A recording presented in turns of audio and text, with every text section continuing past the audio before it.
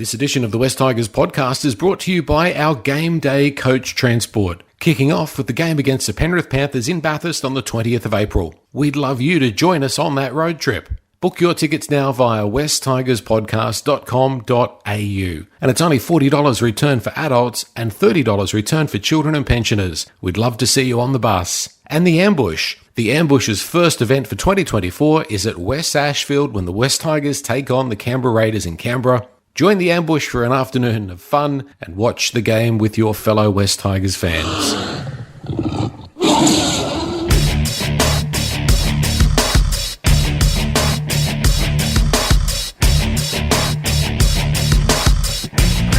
Galvin away to Buller. Buller starting to warm into this. And Jahream Buller with a touch of class.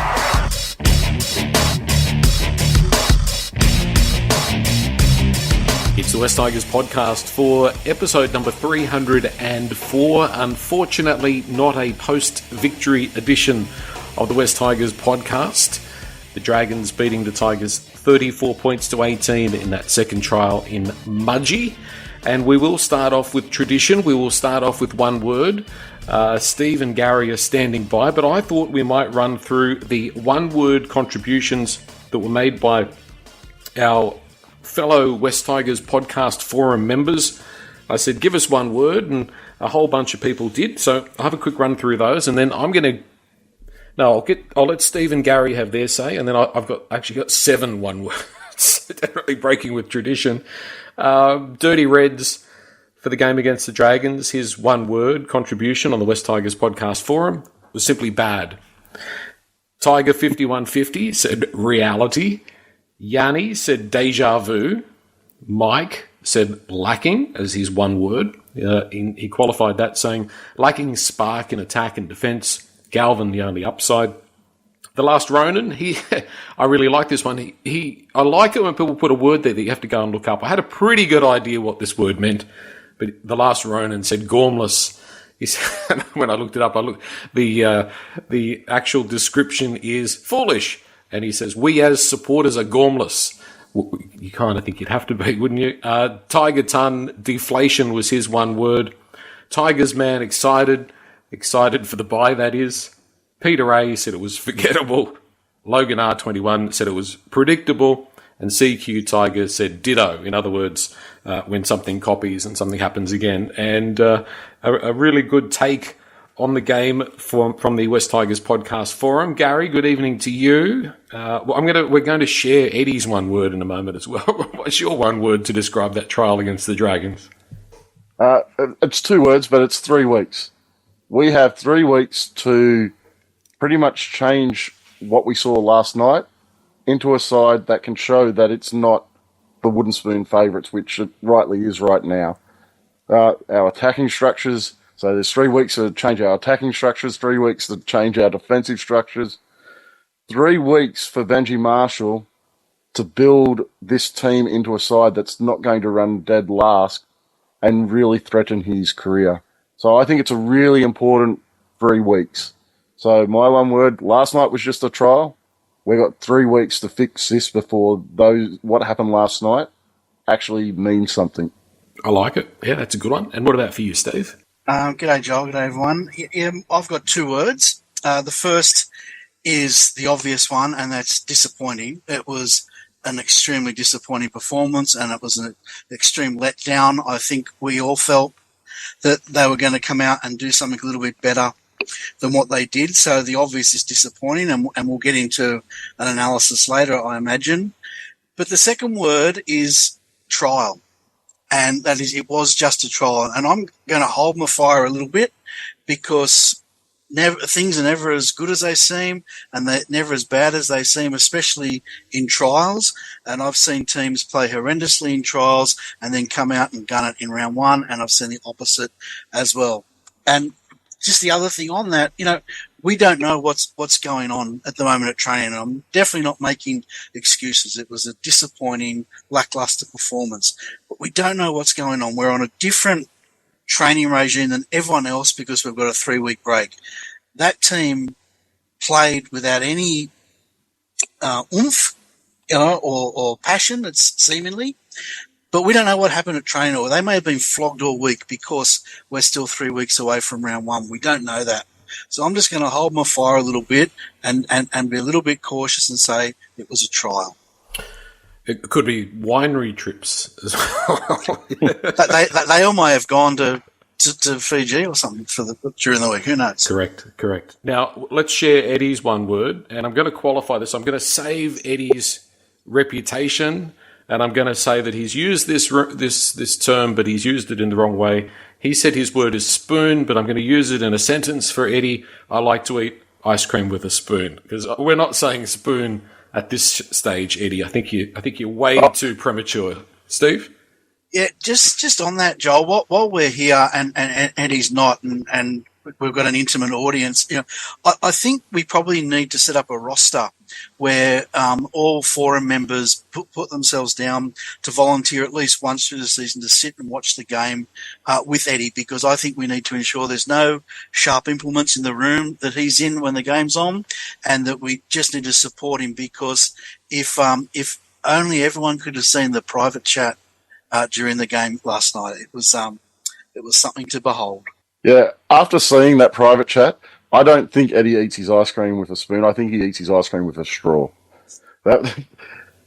He was dribbling.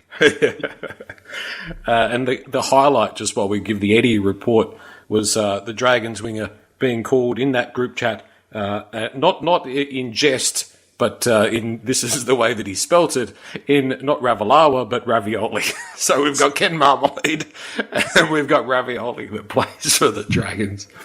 All right, let's get a little bit more serious. My 7 one-words. I'm really taking some creative license. Let's see what you guys think about these. Physicality, red zone, intensity, leadership, and I was in a bit of a bad mood. I've also put soft, and I've put OzTag. In other words, this team for the last few years has looked like a team that could go out there and play OzTag, but in terms of playing NRL, I have my concerns. And there's one more on a slightly more positive note, and I thought we may as well start with the only positive from the game before you can chime in with your thoughts on my other ones there, and that's Galvin. So we're heading towards a discussion on Lachlan Galvin, but Gary, you had your hand up. Yeah, look, I'll save my other points I was going to make, and I will focus on Galvin, as you suggested. I thought he was fantastic last night. Came on. I was reluctant to have him even in consideration for round 2 before last night, especially after him being out injured in that first trial. He's an 18-year-old kid who last night came out and showed that he can play with men. He can play against men. There was a few issues defensively, but he was doing hit-ups.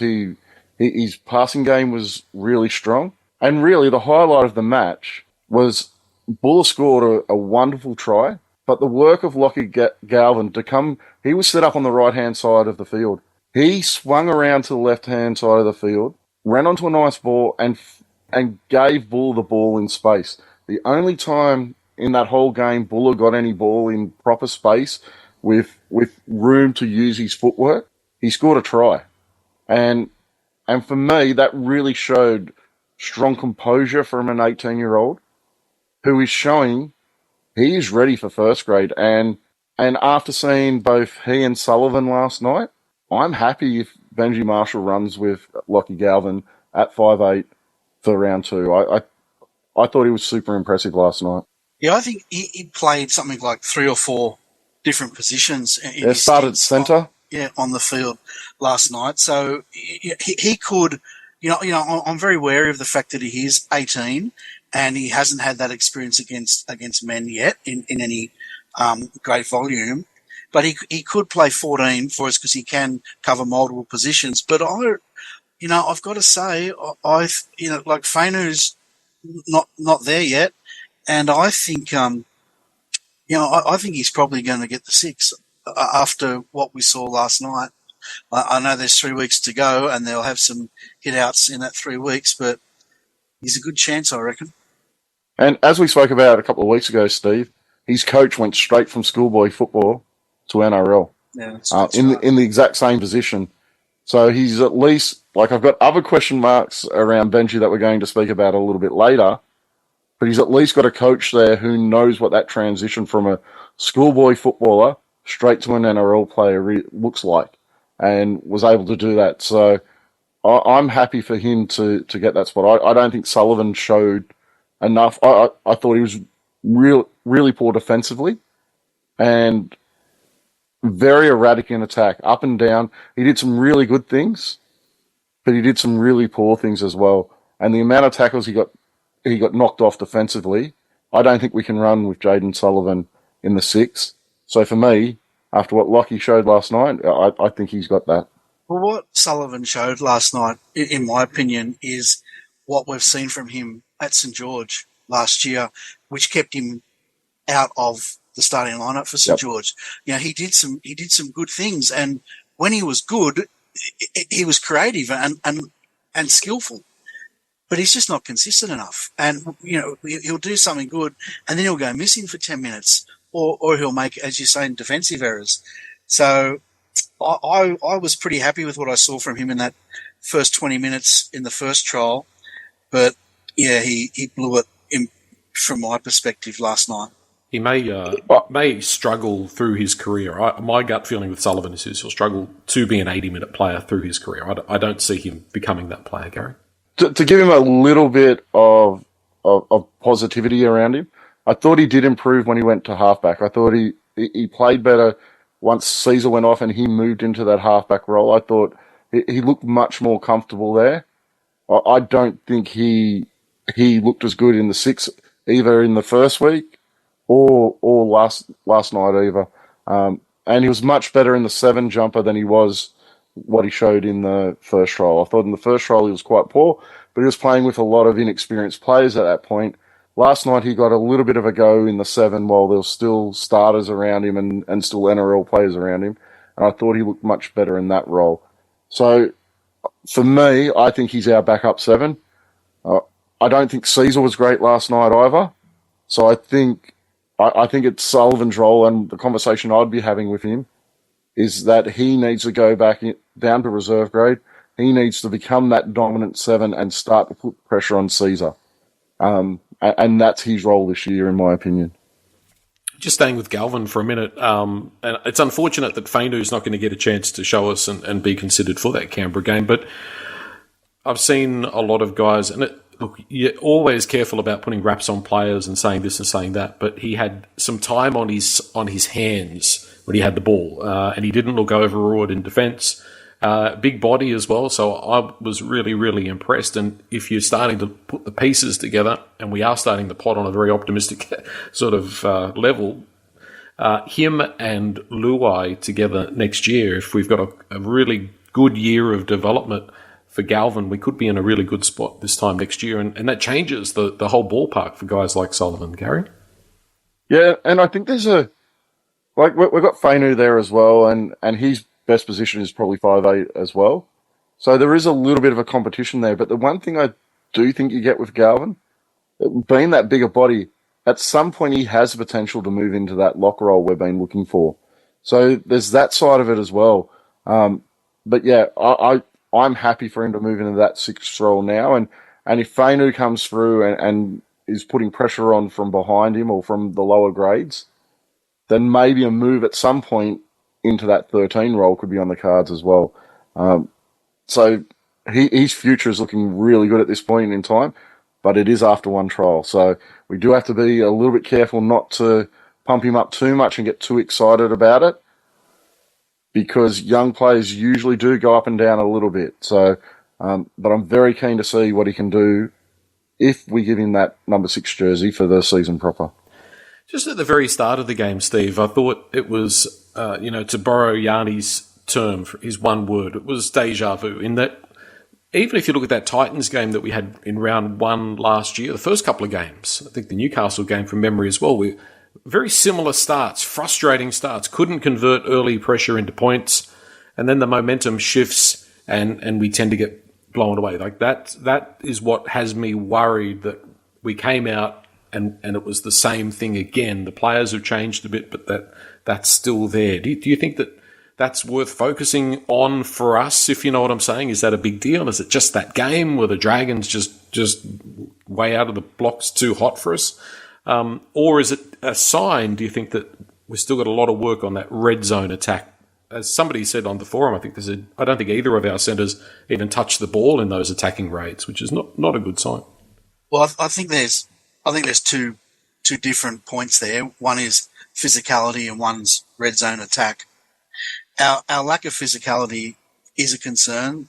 It wasn't there. I think from memory it was the second hit up of the game that Seafarth got absolutely snapped in half, and we didn't look back from there. Like, St. George came out and they were fired up. Like, obviously Flanagan has a real physical approach to his coaching, and he is drumming that into them, and wanted to see it last night in a trial match. Wanted to see them be a really tough side, like the Bulldogs of old, that sort of physicality.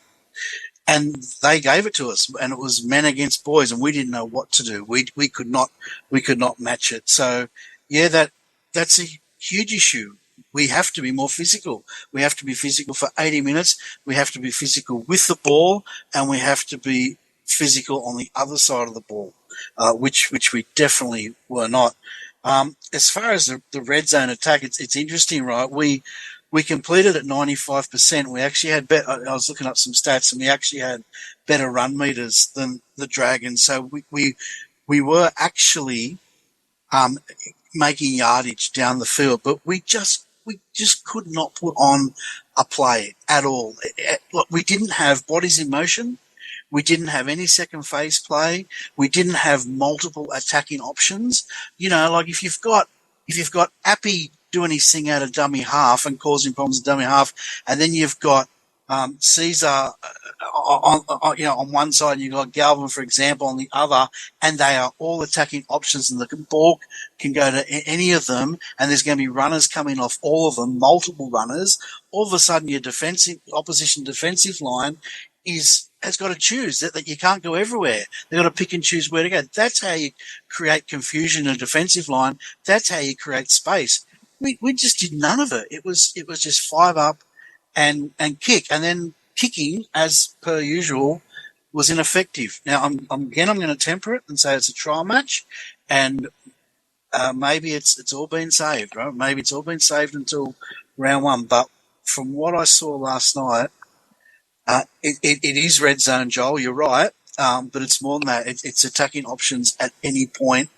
When we try to put on a play, there's just nothing happening. Yeah, I actually want to break down our attacking structures a little bit. This is my biggest concern after watching last night's game, is I thought our attacking structures were really poor and different to every other side in the competition. I thought it was really hard to see a clear sense of what our game plan was, how we were expecting to create opportunities to score points against the Dragons. Now, a few reasons for that, in my opinion. Steve and I were raving on Wednesday night's pod about how Clem and Steph were getting over that advantage line in that first trial against the Warriors. For some reason, that totally disappeared last night. They were making really good meters because they were getting the ball right on that defensive line and were able to get down the field before that first contact, which actually allowed them to get a decent speed play of the ball. Now, last night, we were losing that first contact consistently. Steve mentioned it in that second tackle of the game. Seafarth actually got completely bent backwards. That was happening all night, which slows down the play of the ball immensely. We were going down the field, but we were going down the field 1 out. We'll have one runner. We may have a second forward running with the front row. There was a couple of interchange passes between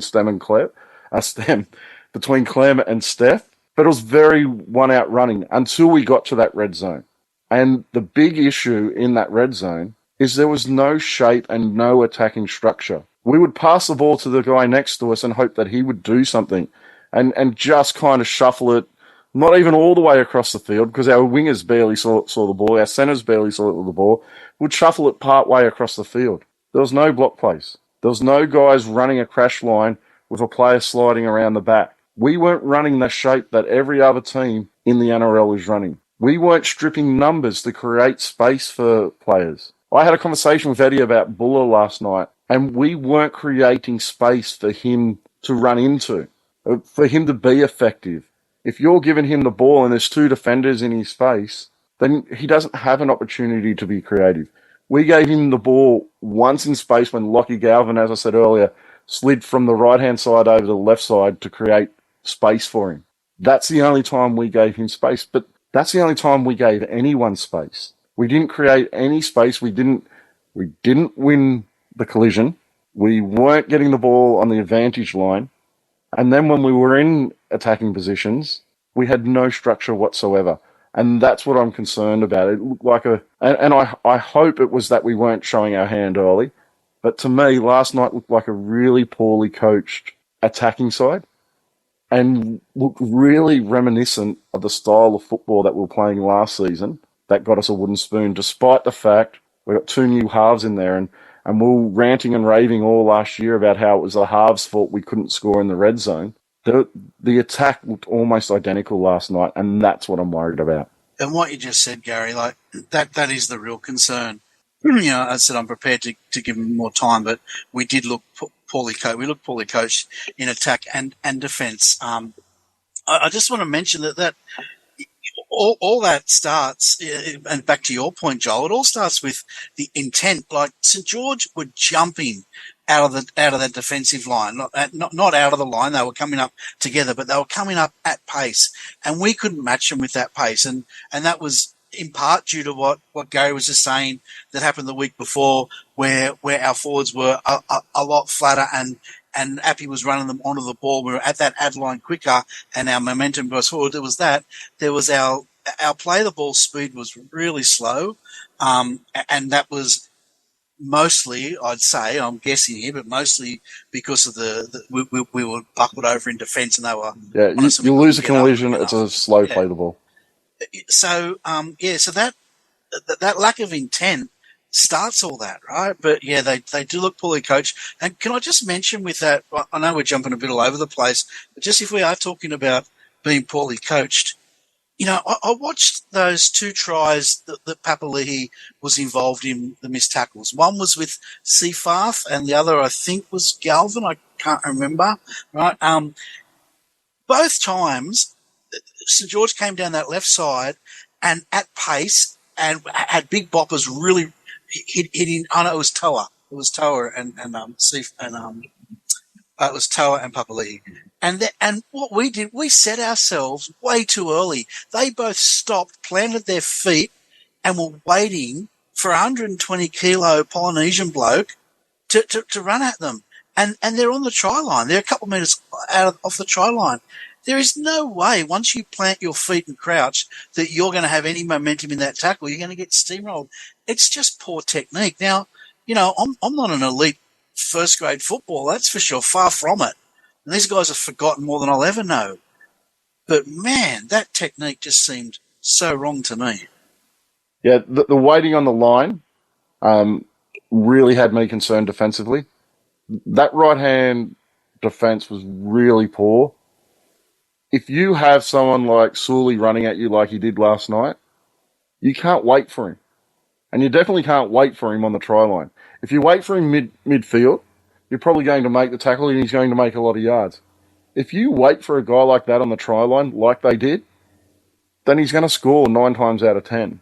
We didn't get off that try line at all. Sorry, Gary. It's not like they stripped us of numbers either. We actually had numbers in the tackle. We had the bodies there to stop them. We just didn't do it correctly, and that is a concern. Beyond that, and not just on the try line, like what I've got in my notes is it's after 17 minutes, and I've got a big asterisk next to it. Not enough physicality. Like when we're in defence, we're not smashing them. We're not getting the upper hand over them, which is leading to their quicker play the balls.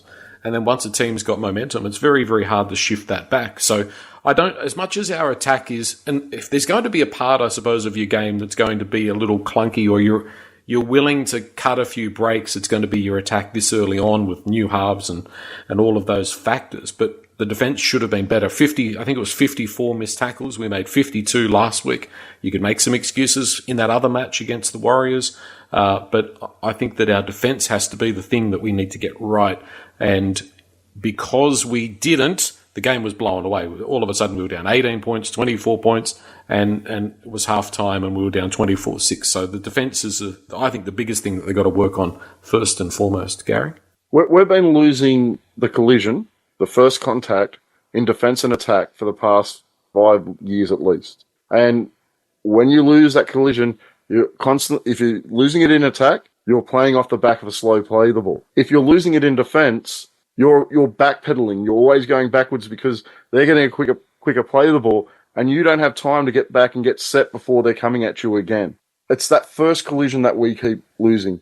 Now, there's a couple of reasons for it. We need a big, damaging middle forward to help out in attack. But we also need to stop arm grabbing. We need to hit in defence. You have a look at, there were a couple of really good hits, some of the biggest hits I've seen from our players last night by Olam and Tupu. But we need to be, I don't really care about that monster hit. That's a one-off. It's consistently winning that first contact that allows you to slow the ball down in defence, and it allows you to get a quicker play of the ball in attack. And we just don't do it. We don't compete at that level. And a lot of it is because our front rowers are big, they're good meter eaters. When they have the ball, they're quite slow down the field. They're not that guy that's going to really bust through a tackle, run hard, and absolutely belt someone. They're also not guys who are building people in defence either. We grab a lot in defence, and the opposition players are falling to their stomach because they're winning the collision. These are two areas that are crucial for us to fix, or we're going to be that feeling that you get when you watch the game that we're constantly on the back foot. That doesn't change unless we start winning the collision.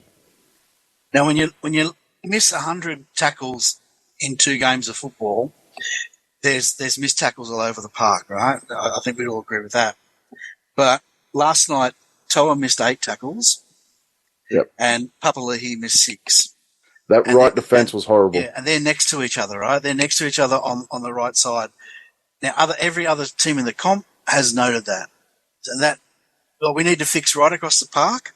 And I agree, Joel, it comes all the way back to you, what you said at the beginning about more intent and faster line speed in defence, and then what Gary said about, making first contact matter, and then I suppose what I said too about technique to make sure you hit and stick.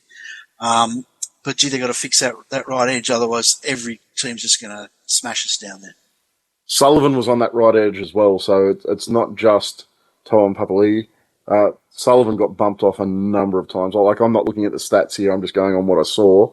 But he got bumped off a number of times as well. That right-hand side was just a worry all night. And Seyfarth was another one who was defending over on that right quite a bit, who I thought was quite poor defensively at times last night, despite usually being quite a strong defensive player. We've often, in better times or at different times, we've said, look, our back row's taken care of, our back row's okay, but I think it's the part of the team that's got the big red flashing light on top of it. In terms of thrust from the back row in the modern game, your Batemans and your Papali'is and your Seyfarths and your Kapoas, I understand the kind of job that they can do, but that's not the NRL in 2024. The NRL in 24 has those big, monstrous forwards that are also quite agile and sometimes are very good ball players. Like if you look at Penrith, Martin is your perfect example of your head down, bum up, makes some meters, hits hard as well. And Yo with the opportunity to ball play as well. I mean, it's got to be the area I think that has to be fixed because it's pretty much been the constant as well. Like we had basically that same or thereabouts back row last year, and we all know how that went. So I think Benji, he did admit in his post-match interview that there's a lot to work on, a lot of things to work on. The only thing I'll say, it was a weird game because I'm sitting here thinking, aside from the debut of Galvin, there wasn't too many positives. I can't really think of any real positives. But in saying that, as bad as we were, I think if you swap Ravalawa and Suli into our team, we probably win. Like I think they were the difference, those two, if you know what I mean. I don't think we were outplayed in any other area of the game, really, other than those two monsters running over our two little outside backs. And obviously Staines was a contributor to that as well, but Toa and then Papali and Sullivan in the mix as well, Steve. They came out as if they were playing for 2 points. They were focused, and they were psyched up and ready to go. We came out and played like it was a padded training session. That was the big difference that started all the problems in that game last night. Now, I don't know why our intent wasn't there, and I said there could be legitimate reasons. As I said, they may have been smashed at training all week, but that was, you talk about those two guys, that they were playing to prove a point last night. No one in our team seemed to be. Can I just mention that one of the greatest frustrations, and I've mentioned this a number of times before, like Gary just said about, our defence has been poor for 5 years, which it has been, initial contact. But again, last night, first try, unable to defuse a kick. Right? This has just been going on for years, right? Then we kick out on the full. In the next set, they score. So we are unable to defend an error.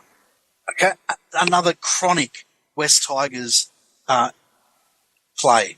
And then later in the game, they kicked behind our winger, right? And they got a try, and the winger couldn't turn around and defuse it. We didn't have anyone there back there. These are the mistakes that have been happening year after year after year. And it's so frustrating when they just keep happening. You just want to see something start to change.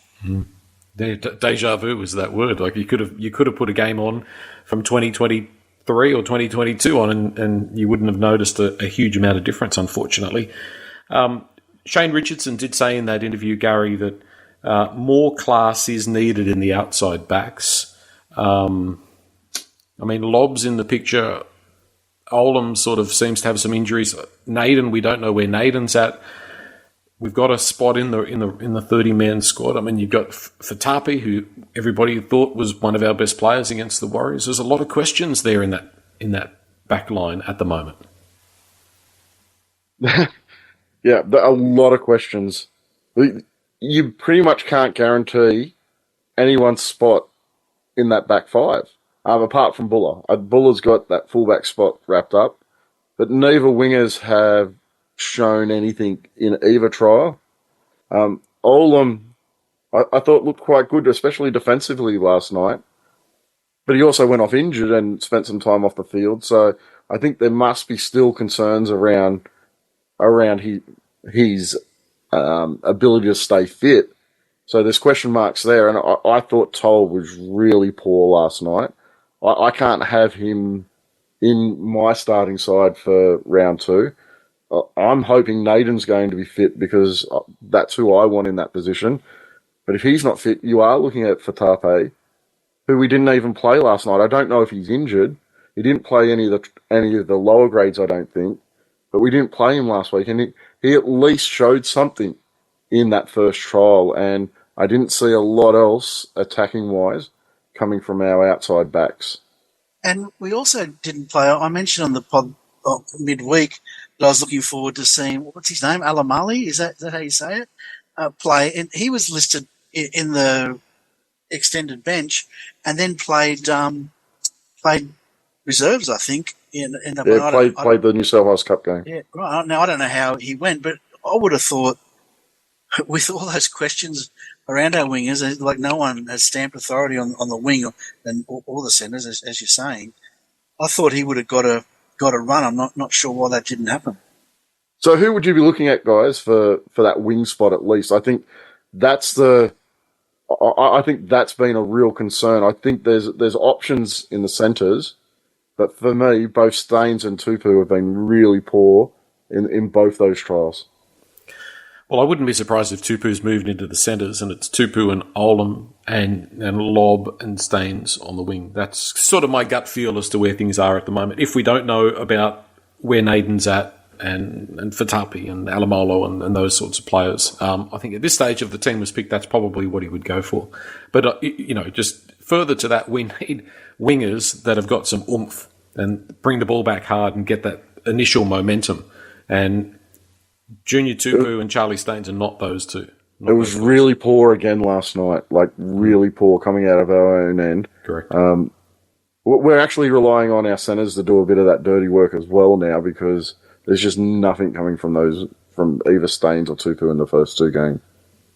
I think we've got to hope that Naden and Olam are fit and ready to go and do play as a centre pairing, because that gives us some attacking hope also. But more importantly, that they are going to need to get back there and help start the sets. I think it'll be Staines and Tupu. I think that's how the season will start.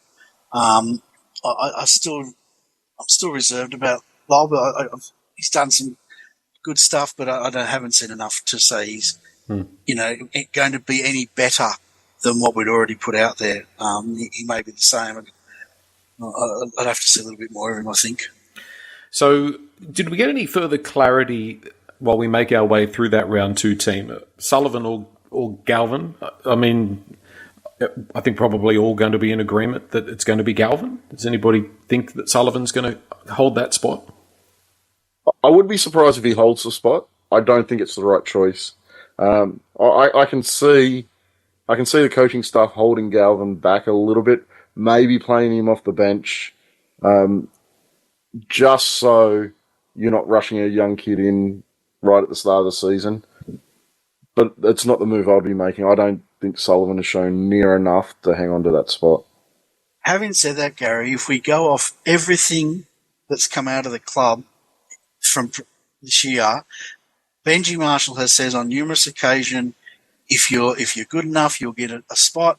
No spots are picked. No one's got a spot for certainty. And everyone's has been talking Galvin up. Now, to me, he's shown that he's the guy for the spot. I agree, he's 18, and we've got to be really careful with him. But if everything coming out of the club rings true, then Galvin will get that spot. The disappointing thing for me is the fact that Fainu hasn't had an opportunity to. Yeah. So it could be an educated decision. I'd like to see, because it is a competition between them both. I think it's been a competition between them both all through the junior grades as well. And I would have liked Fainu to get an opportunity to put his case forward. Now, part of it's his fault for the suspension, but picking up an injury, that's a little bit of bad luck. That's the hard part for me.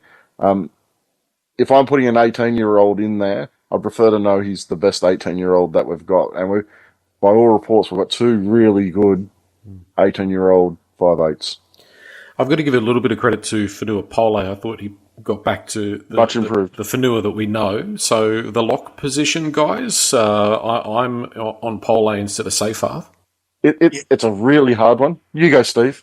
Yeah, I'm leaning towards Pole. I would say Seyfarth started to excite me last week. He played solid football, consistent solid football for the time he was on the field. Pole didn't, but if Pole can just put a few games together, or more importantly, 80 minutes together out on the field, all the time he's on the field, he can be so damaging. We've said it before that we want to see what we've seen in isolated moments more consistently from him. And then he will be, he's still not the ideal 13. That's for sure and certain. But he improved a lot last night. And as far as a damaging body goes, and also because of his size, a more capable defender, I think he'll probably get it. It's a really hard one for me, because I think ultimately, if it's a perfect world, you want Pole coming on in your prop rotation. You want him coming on as a damaging front rower after Stefan Clem have played out that first 20 to 25 minutes. You want Pole coming on and really ripping into a team. Now, he hasn't shown that consistently, but I probably have him at lock. It's a really hard decision. I said leading into the preseason I thought he was our best lock, but he was really poor last week. And Seyfarth was really good. But as I said last week, I have major concerns about him in that role as well. There's also the option of maybe putting Alex Toll in there, who would be a very similar sort of role to how Seyfarth was playing it. I'm not overly excited about that. To be honest, I wish we still had Joffa there. I'd be putting him into that role. I quite like him in that role. I think it was a mistake to let him go, and I think we're seeing that now going into this season. But I'm leaning towards Pole at this point in time without getting accused of hating on Alex Seyfarth again. I just think he's really he's at that peak of what he's going to provide for us. So if we look into our crystal balls here and we think, and I start thinking like you guys and saying, all right, well let's think 2025 on. I hate doing this anyway. I'm not thinking 25, mate. How? Well, you've already given up this season, but anyway, mate, I'm still excited to watch this season unfold, even if it is a disaster. Anyway, back to my point. How long do you reckon, guys? How long do you reckon a kid like Lockie Galvin needs to be ready to do the weights program to be ready to take a lock position? Because if we do have Fainu as good as they say, and he could be 6. We know we've got the 7 coming next year. Would he be ready next year at 19 to play 13 consistently? You can change your body shape quite significantly over an off season, especially with a young guy. You have a look at the change in the body shape of Talon Da Silva between the end of last year and this year. He has bulked up quite a bit. I know he's not bulking up to play in the forwards, but Lockie Galvin is a guy who has a big frame to build on. The problem is, along with building up, it changes other aspects of your game. It changes your cardio. And for a guy who hasn't played a lot of football, especially a lot of football in that lock role, bulking up and the amount of more tackles you have to do in that position becomes an issue. So there's a lot of things that have to change for him to develop into that number 13. He could possibly do it over one off season because he is a young guy and you can improve those things quite quickly when you're a little bit younger. But it's going to be a work in progress. So to answer your question, I don't know. He's a prototype. He's got the height. He's got the height. He's got the ball skills. And I think I mentioned earlier, I think he could be an option at 13 down the track. But he doesn't have the bulk yet. He doesn't have the motor yet to do that role because it's not just... You don't want a guy who's playing there for 20 minutes and then going off and you've got someone else coming on. You want a guy who can push through hopefully 60 minutes in that role. And it's not just ball playing in that role. I want a lock who can ball play, but can also take that dirty hit up when he needs to. That's when they become more dangerous because of the fact that they'll run sometimes and then other times they'll go right in the line and then feed out to your halves. That makes them a much more dangerous proposition, but you've got to be a danger with the ball in your hand.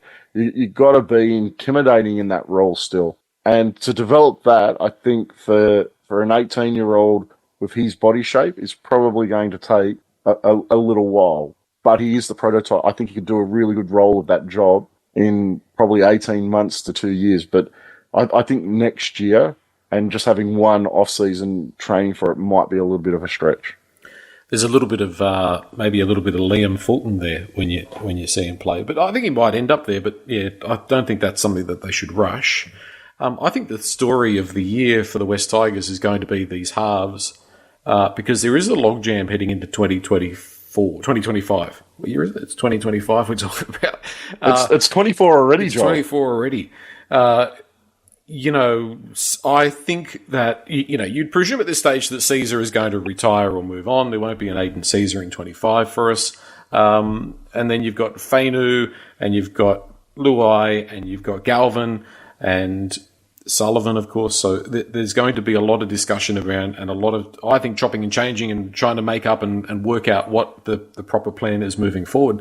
Because with Luai, you've only got one spot to fill there. But I think the other thing about the West Tigers, the thing that really resonates with me is when I look on the teams page on the West Tigers West Tigers page, on the official page, and I look down the list of guys there, and I look at the guys that are not contributing at all to the first grade team, and that's our biggest problem. You know, if we go back 2 years, we were probably in a worse state, I suppose, in a way.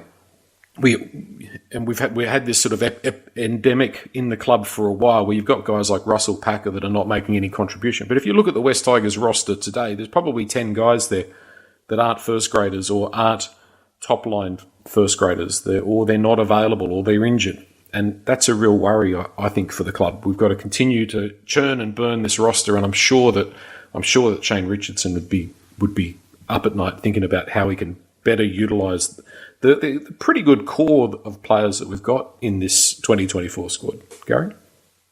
I think what's better than where we were a couple of years ago is when we had the likes of Russell Packer as guys in our top 30 who weren't contributing, they were at the end of their careers. A lot of the guys we do have in that top 30 now that aren't going to play a massive role this year, they are still young guys. Like we've got guys like Josh Freliti, who I don't think is going to play a big role. Brendan Toomuth, I think he's one whose contract probably needs to look at. I don't think he's developed the way the club kind of expected him to. But there is a lot of young guys who are making up our top 30 roster. And the proof in that's going to be where they are in 2 years' time.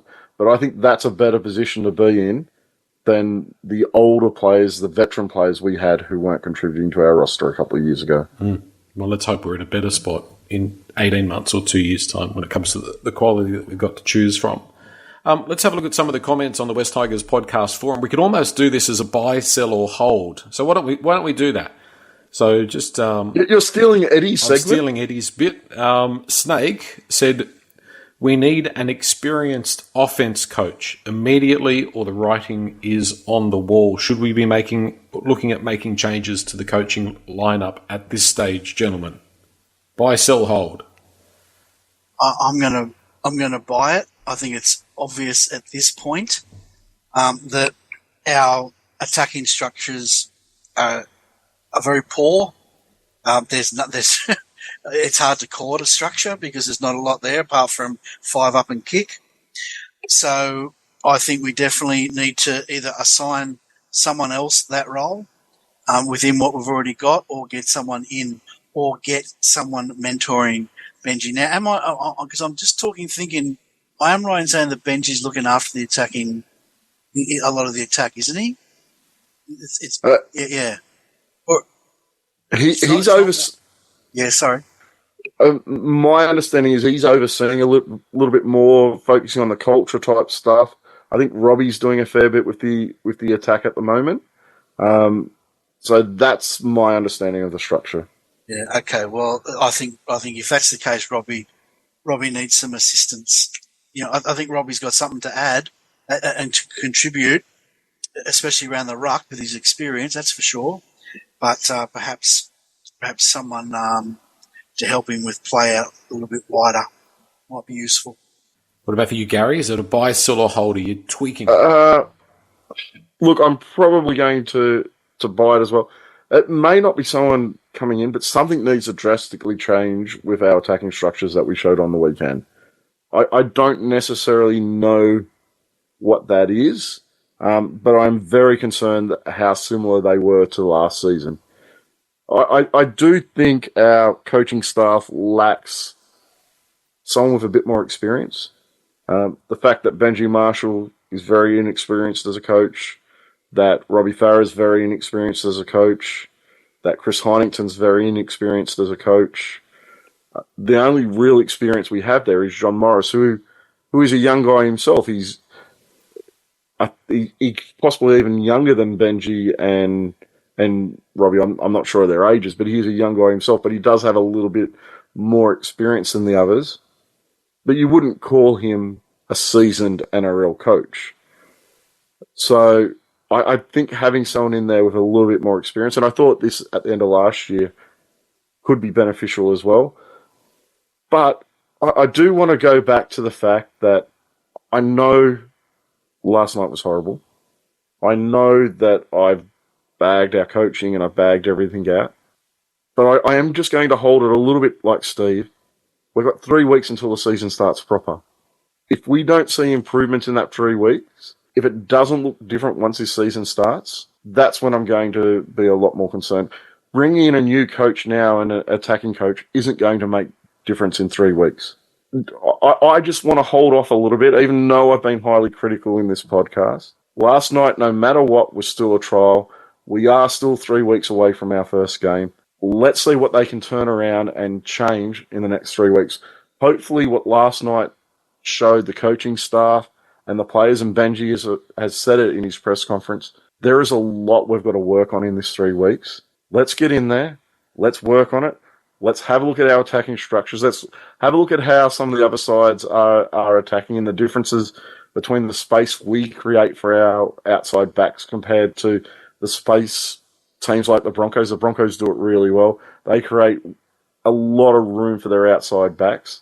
We create very little. Let's have a look at that and see what we can take and what we can improve to set up some better attacking structures, because they weren't there last night. But it was just a trial, and we do have 3 weeks to work on it. Teams do wonderful things over a bye weekend. You can see a team change quite a bit over a bye weekend. We've got 2 of them. Let's get to work.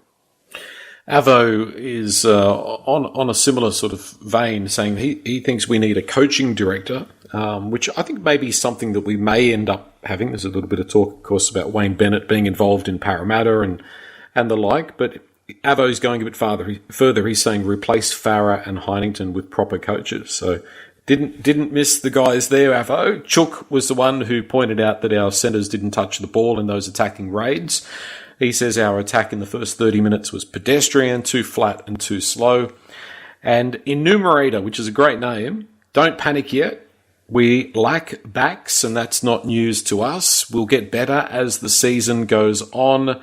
That's a good buy, sell, or hold. Are we going to be a team that improves through the year? Are we going to be happier with the performances in the last 10 rounds, or is it going to be like we've had the last couple of years where it's just in the doldrums? Any hope there, guys, that we will continue to improve? Well, I'm hoping we see improvement before the last 10 rounds. That's for sure. Of course we're going to see improvement, because where we started last night was a pretty low marker. So, yeah, there's going to be improvement. I'm hoping we see massive improvement in 3 weeks' time, as we just said. And then there will be, hopefully, gradual, consistent improvement throughout the year. Right now, that's what I'm hoping.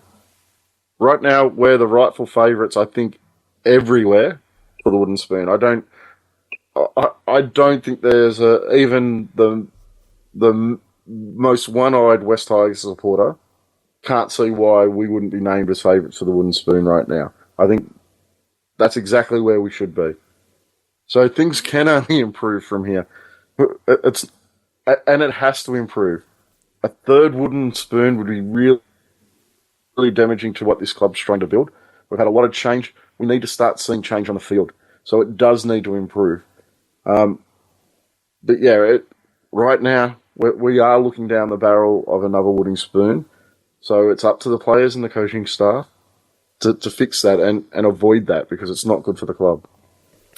Let's change gears. Let's talk about membership. It's a very important topic to discuss in light of what's happened in the last week. I've got a press release here from the West Tigers, which I think came out in 2022, I think, from memory. The club has roared past its previous peak to set a new club record with 20,906 members now on board.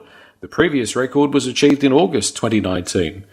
West Tigers CEO Justin Pascoe says breaking the record is an achievement that the club and its members should be very proud of. But it turns out those numbers were very rubbery, to say the least. Very, very... Look, we've been smacked 74-0 in Townsville. We've had some really, really embarrassing moments as West Tigers fans. But to hear Shane Richardson, and I'm not at all having a shot at Shane Richardson, opening the books and saying this is the actual state of this club, that was entirely embarrassing. And when compared to South Sydney, $15 million in the bank, 30,000 members, I think it was, and we're sitting down there in the doldrums with about 7,000 members, and the club's been lying to its fans. I mean, It's a big blow. I found it extraordinarily embarrassing, Gary. I do want to talk about this topic, but it's not. I don't want to keep looking backwards at what's happened in the past and how poorly we've been run in the past. I want to see us start moving forward. So what I'm going to say about it is 7,000 is extremely disappointing. The fact that we're boosting those numbers by counting junior players who get free passes in our numbers is misleading at best, and yeah, as I said, incredibly disappointing. What I do want to do with membership is talk about what's next. 7,000 members is not good enough, and I know, reading on social, there's been a lot of complaints about the way that Shane Richardson spoke about members, and in his interviews saying that if you're not a member, he doesn't want to answer your questions. What I want to say is how important membership is to this club. And I know there's been people using it as a bit of a stick to hit the club in the past. It's super important. We've got 7,000 members. South Sydney, as Joel just said, have 30,000. We are millions of dollars disadvantaged compared to South Sydney because of that fact. Now, Shane Richardson was very blunt when he discussed the difference between being a member and a fan. But it's crucial that people become members. We need to be better than 7,000. And I know a lot of the complaints is I buy jerseys, I go to games. But when you're buying those things, a cut of that revenue goes to a lot of different places. When you're buying jerseys, a cut goes to the NRL, it goes to the retailer. When you're buying tickets, a cut goes through Ticket Tech, and a cut still goes through Ticket Tech when you buy a membership as well. But when you buy a membership, that's guaranteed money to the club.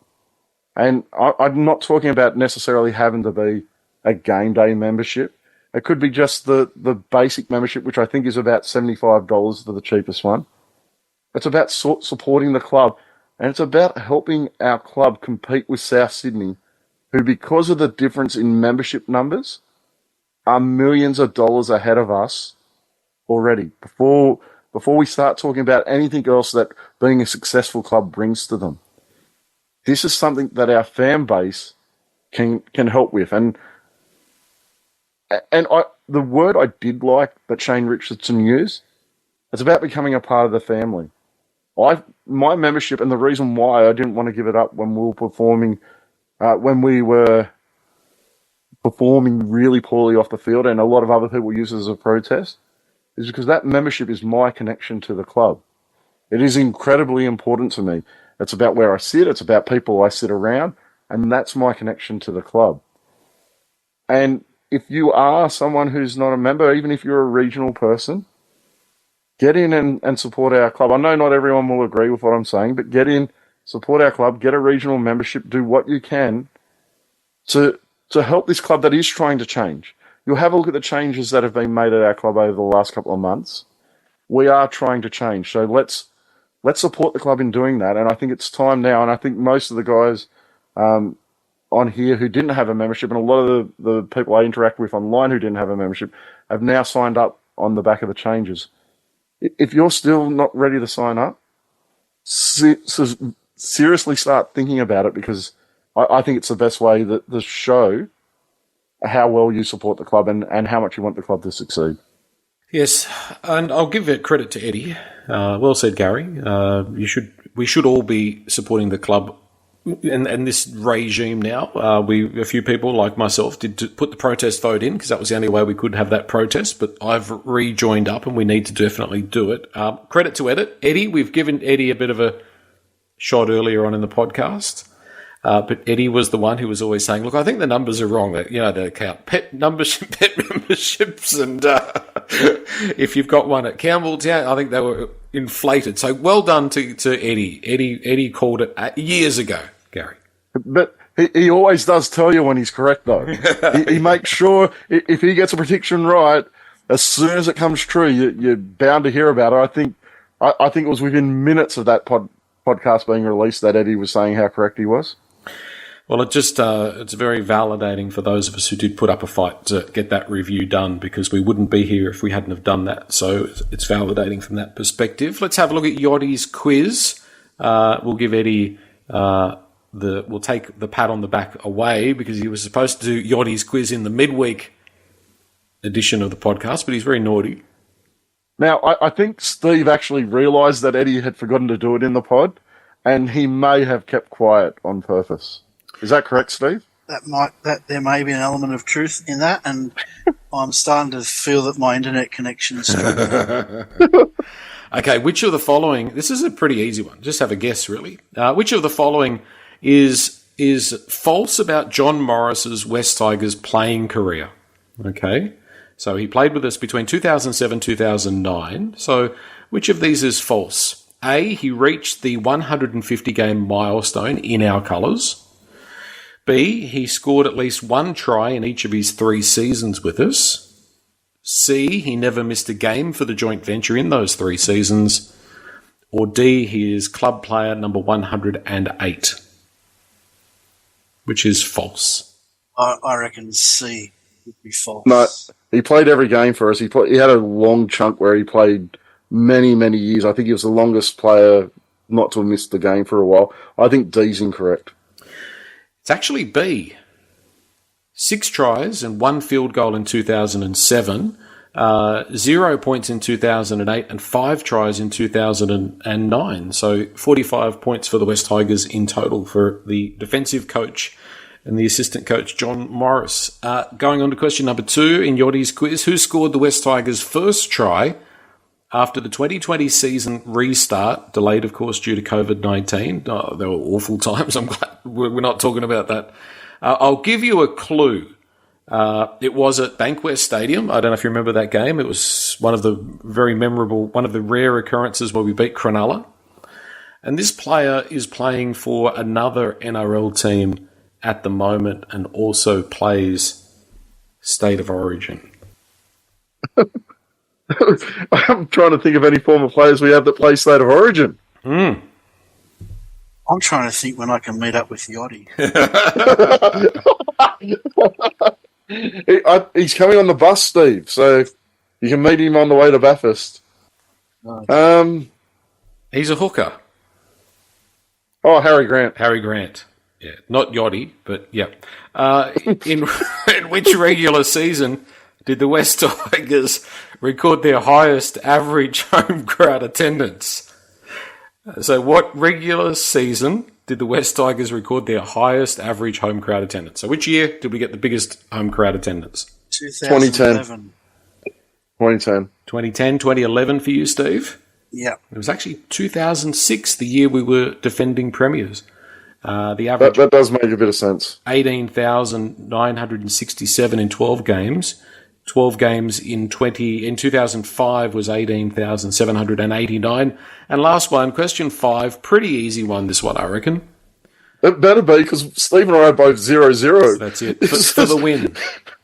Who is the only West Tigers player, and I'll pop in their current West Tigers player, that should give you a bit of a hint, who went from winning a premiership to joining the reigning Wooden Spooners and Api Coruscant. And ended up winning the Wooden Spoon in the same season. No. It's not the captain. Say the last line again. Ended up winning the Wooden Spoon in the same season. So he went from the Premiers to the Wooden Spooners, the reigning Wooden Spooners, changed from that team and won the Wooden Spoon. When? No. This person was 18th man in the 2021 grand final victory. Naden. Gary with the win with 1 point. That took him 4 attempts to get. Correct. Just want to remind everyone that I'm the current winner of the footy tipping competition. Don't forget. And will be till September at least. Now, we've got the ambush coming up in 3 weeks. West Ashfield is the venue, guys, and what can we look forward to?